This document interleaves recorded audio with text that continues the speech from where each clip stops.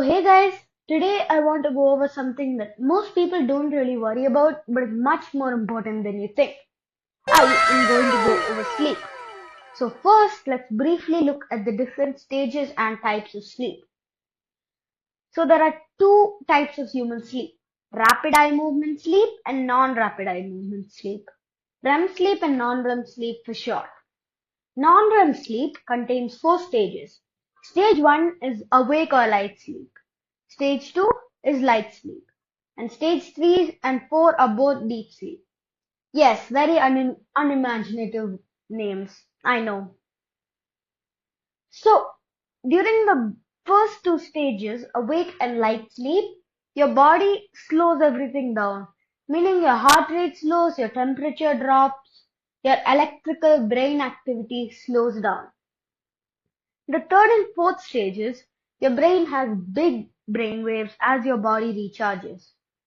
During REM sleep, your brain activity speeds up, a bit like when you speed up a treadmill. As a result, you get dreams. And also, during REM sleep, your body gets a big creativity boost. So to all the aspiring artists watching this, make sure to get good sleep. So your body has engineered this beautiful cycle where every 90 minutes, your REM sleep and non-REM sleep fights a brain dominancy. And it replays itself every 90 minutes until you wake up. So usually in the first half of your sleep, non-REM sleep wins the fight, and in the remaining half, it evens out to a seesaw between both, and the last quarter, REM sleep usually holds the brain dominancy. Well, now that we've gone through the stages of sleep, I'm pretty sure you still don't understand why sleep is so greatly important. So here's why. Firstly, when you don't get enough sleep, you get memory loss, since the brain can't create or receive informational emails from other parts of the body and those emails bounce off it. If this happens repeatedly, it can lead to dementia. If you didn't know, dementia is a fancy way to describe persistent memory loss and loss of some intellectual functions. In women, it affects their reproduction system by making eggs less fertile. Also, someone who gets less than 6 hours of sleep each night has a level of testosterone of someone who is 10 years older than them. It also speeds up your aging. Crazy, I know. It also impacts your immune system in a very scary way. Let me elaborate. For someone who gets less than 6 hours of sleep, there's a 70% reduction in critical anti-cancer immune cells, which are a subpopulation of large granular lymphocytes. I wanted to say its proper name for fun, but it's also known as natural killer cells. Relieved? I thought so. And it causes an increase in toxic protein called beta amyloid, which is a part of how you get Alzheimer's disease. So your brain flushes out this beta amyloid in its sewage system during deep sleep. When you don't get enough sleep, your brain can't flush out the amyloid, and this leads to Alzheimer's. And oh, yes, there is way more. So let's get to the remaining.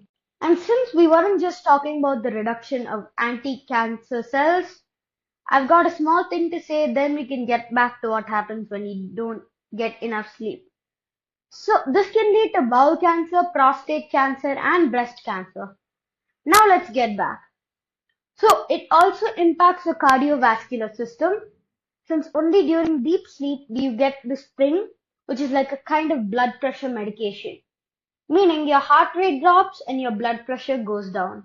And this is really important thing. I stress the word important.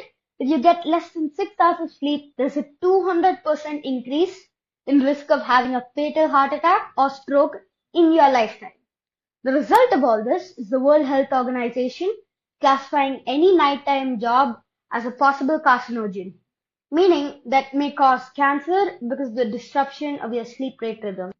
Well, as of all I've said so far, this leads to the question, what is the recommended sleep time then? Post your answer in the comments.